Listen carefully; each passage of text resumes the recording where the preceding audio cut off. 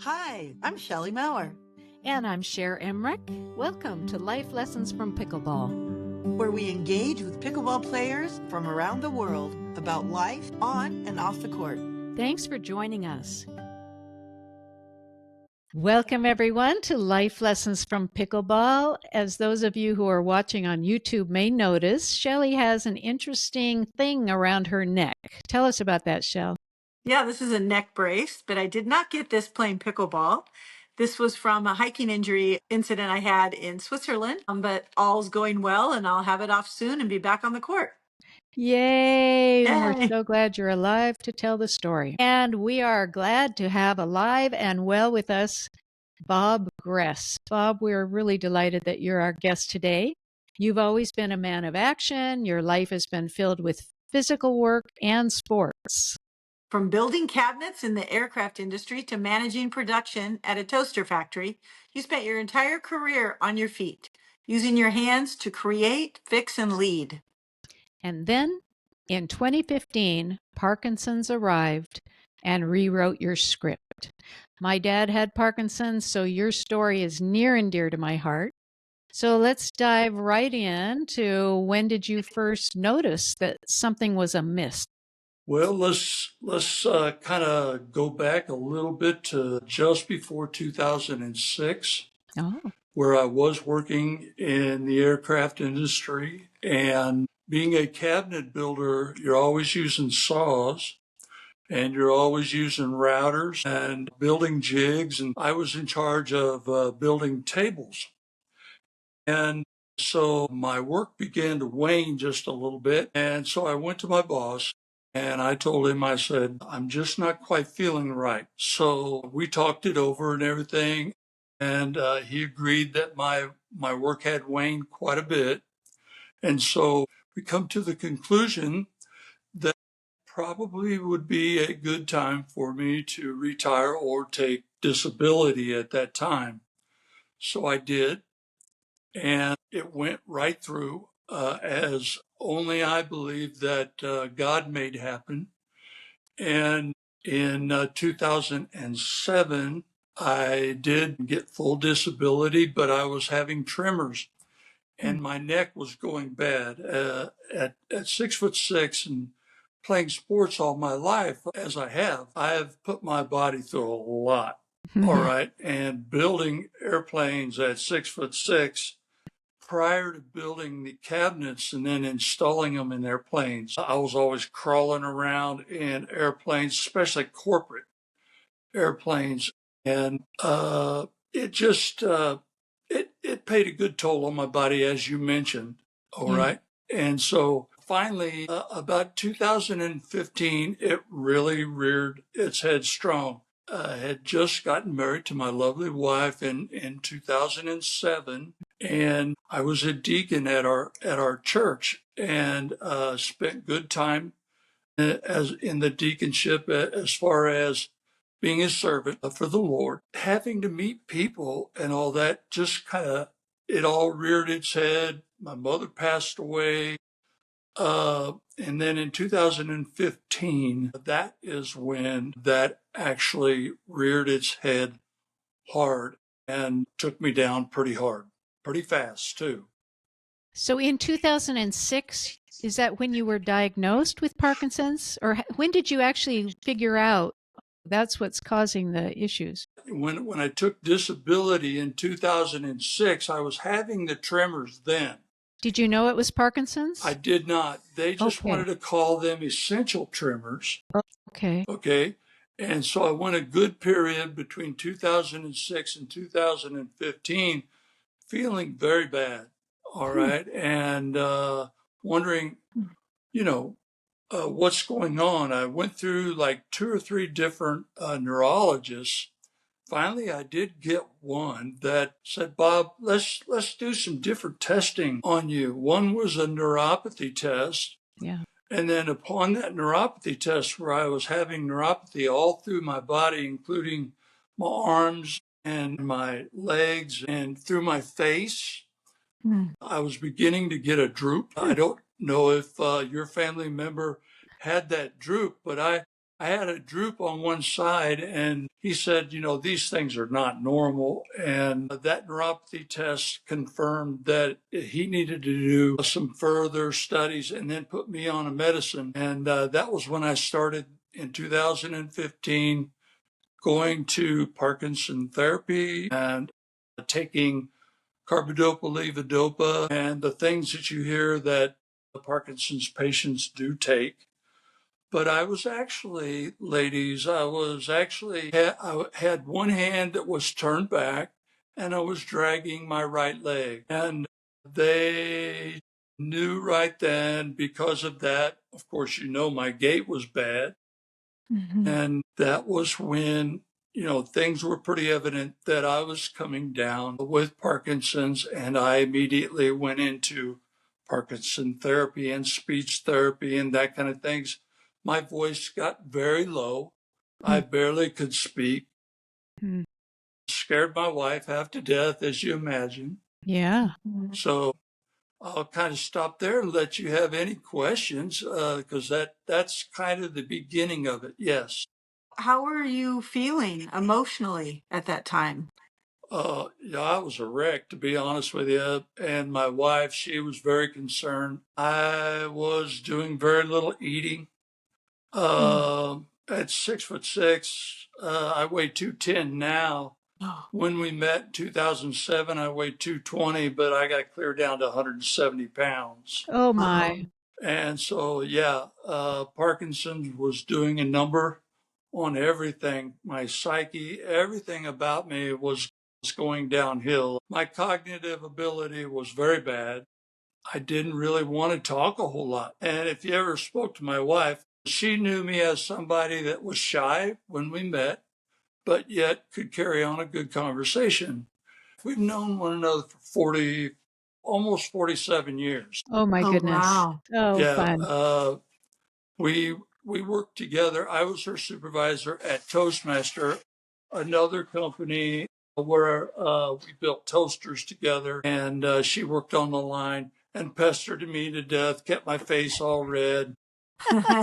And so, yeah. And that's her back there, by the way. I think that's Jeanette right back there. Yeah, she's getting Hi, us there. Jeanette. She's waving at you. She's being a little shy today. She didn't sleep very well. She didn't feel like she was good to be good on camera. She's had 2 nights of sleeplessness. So yeah. Well, we'll be sending her lots of good positive energy. But Thank speaking you. of Jeanette, we understand that she had a famous recliner speech to you. So can you tell us what was that recliner speech? Yeah, she's a gym rat, to be honest. And so she was coming back from the gym one day and being depressed. The depression and the anxiety and things that goes along with Parkinson's had got the best of me. And I was sitting in my chair, and I was in Parkinson therapy, but I would just come home from Parkinson therapy and mull out in my chair. And she would say, I don't like this, Bob, you know. And she said, I don't want to come home and find you deceased in your chair. And so, yeah, that's even with Parkinson therapy, if a person doesn't realize exactly, you can't just go through Parkinson therapy. You have to move. Yep. And a neurologist, I should say, will tell you, you got to be active. And she made me realize that. She gave me that tough love, that's for sure. And is that what sparked your interest in pickleball, or what then happened when you said, "Ooh, I don't want to die in this recliner either"? So what happened? Well, that tough love, and coming from her, she has a very loud voice. It got my attention. It did. It really did. And I love her dearly. And we had a conversation. And she said, look, I don't care if you just walk. Mm-hmm. All right. You need to get to the gym. You need to do more activity. I need you to walk. Well, I started at the Y, and the track at our Y, it's up above. And the gymnasium is down below. And we had 3 courts where they put up portable nets, but they put the lines on the courts for pickleball. And so, wow, several days they were playing pickleball when I was walking, and I don't know, I made a statement. I asked my wife first. I said, "What do you think? You think I could do that?" And she said, "No, you just have to try." Because I would try to go down and shoot baskets and different things like that, loving basketball, loving tennis and baseball all growing up and such. And so I went down and I asked a young lady, her name is Sandy, and I said, "Sandy, is this something that I can do?" And she said, "I don't see why not." She said, "There's a gentleman that's playing on the uh, senior circuit. His name is Andy Layton, Nice. and he's well known for playing pickleball. He's played with Ben Johns, and so he's who's who of the Parkinson world that I got to know, and it was very inspiring. And so from that moment on, Sandy taught me the game. She said, "You're going to have a hard time, Bob. You're not moving very well, so you need to do some work." And so I got into taking lessons with her, but I also would come to any session that they had down there with all of my pickleball buddies that I call my pickleball buddies now. And I learned from not just the young, I learned from the elder as well. And I'm telling you, there are some amazing folks that get out there and can do very well. And I learned from them, and they watched me grow. And I fell a lot, knocked over them portable nets plenty. Yeah. But Sandy would tell you that I still, even today, have a problem with keeping score, but I don't as often. Maybe that's just part of in the heat of the play. But I, as a basketball player, learned to roll. And I think that impressed people quite a bit because, you don't see 6'6" hit the ground and roll very much. They No, just you hit the don't. ground. So I'm not bragging. That's just, I learned that from basketball and playing softball and baseball and tennis. So, yeah. Bob, I'm just astounded as I'm looking at you. You Sure. look nothing like the person you're describing in 2015. Yeah. And you're saying that this is all because of pickleball? Yes, ma'am. You're Wow. exactly right. Yeah. I coined a phrase and you can look it up. No one else uses it. Okay. I've since add my lovely wife because I believe in the order that the Lord says we should give credit to. And I coined this phrase, thank God, my wife, and pickleball. So, yeah. But I first started it as thank God and pickleball. All right. But I've since added my wife in there because if it weren't for her telling me to get out of that chair, Yeah. yeah, Yeah. I might not be talking to you today. Yeah. Wow. I believe that, Bob. It's very moving, actually. Yeah. And two things. One is I want you to know that none of us can keep score. We're always asking, what's the score? Did I just serve or did you just serve? I mean, we really, that is Literally. the hardest part. So please don't consider that a Parkinson's thing. It isn't. It's a real thing. But the other thing is, I am super impressed that you continue to play even though you would fall down periodically. There are many who would say it's too embarrassing. I can't let myself be that vulnerable in public. And the fact that you just persevered, I know this is going to be so inspiring to many people. And maybe Parkinson's is what they are on the journey of Parkinson's or on the journey of some other issues on the court. Yeah. But your willingness to stay with it, and not only have you stayed with it, what level of play have you reached, Bob? At this time, I would probably call myself uh, a strong intermediate player between 3-5 and 4-0. Unbelievable. Mainly because of, I I just recently have had an ablation for my heart.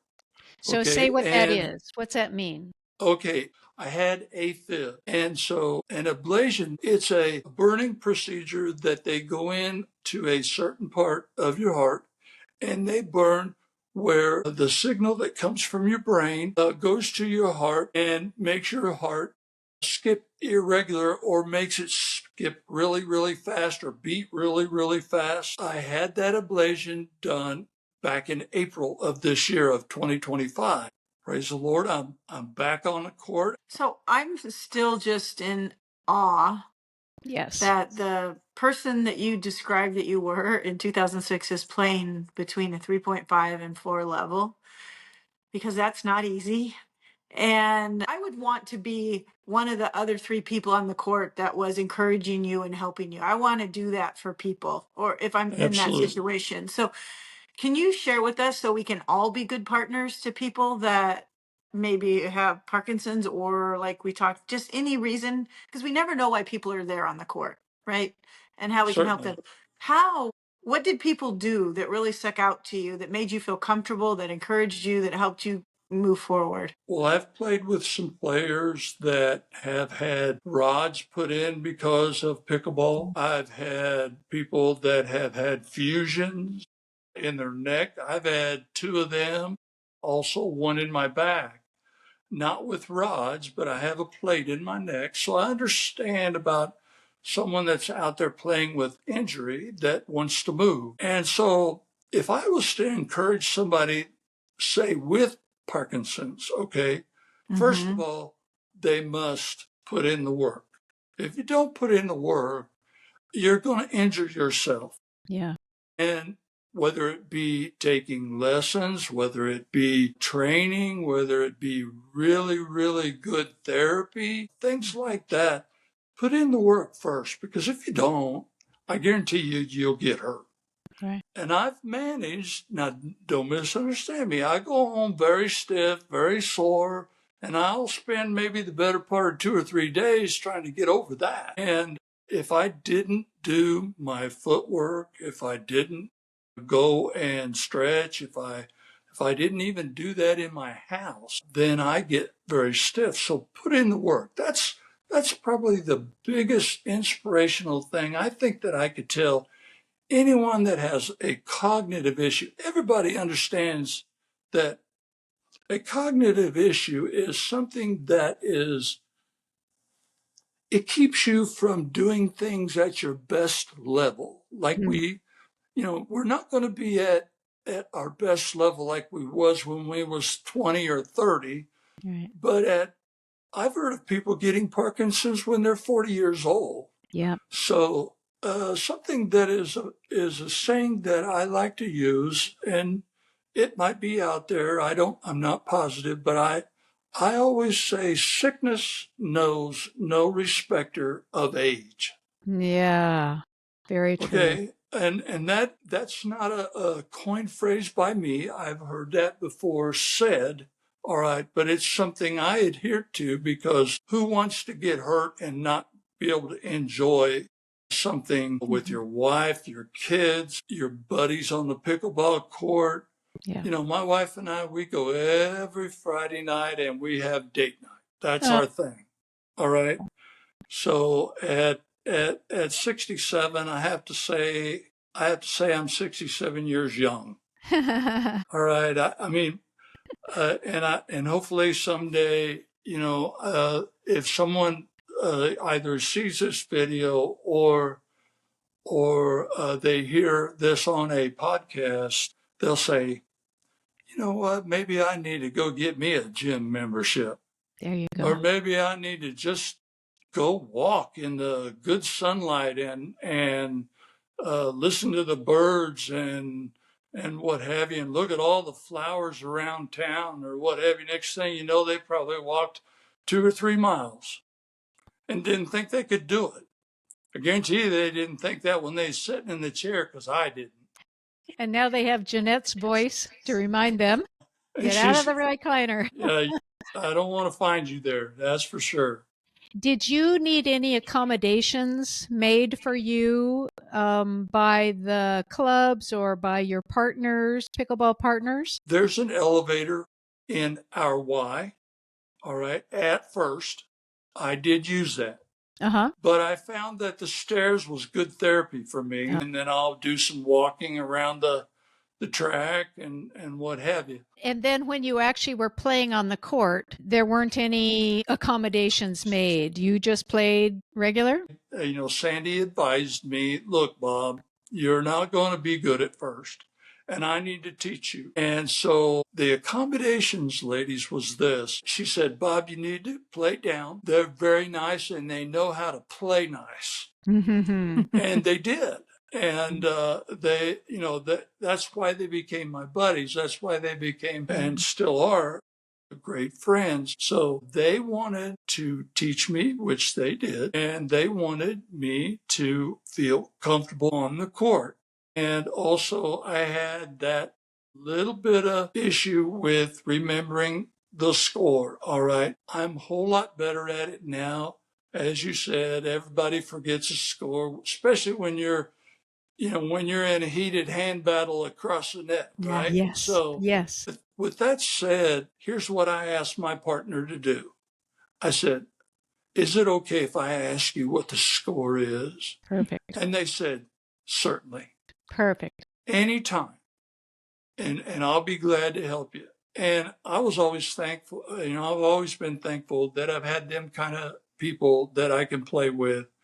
Not everybody is the best person to play with. We've all found that, right? All right, but you know what? Most of them Not are. everybody is the worst Yeah, there you person go. either. Okay, so you have to make them accommodations and just love everybody. That's kind of my motto, is just to love everybody. Well, that's a life lesson for you. Yeah. So first, I just want to say there are nearly 1 million people living with Parkinson's. So already you are an inspiration for those who are just diagnosed and feel like this is the end of my life, and they're seeing you after all these years, and you're on the court and you're playing it better than I play. And I've been playing for 2 years. So come on. And then you're just inspiring with your whole heart and your partnership with Jeanette. So thank you for that. Now I want to ask you, in this incredible life journey you've had and you're playing on the court, what life lessons have you gleaned? Either life lessons that you bring from your life that you find yourself using on the court, or lessons while you were playing on the court and you thought, whoa, I just learned something really important here. I'm going to be sure to incorporate that in my life.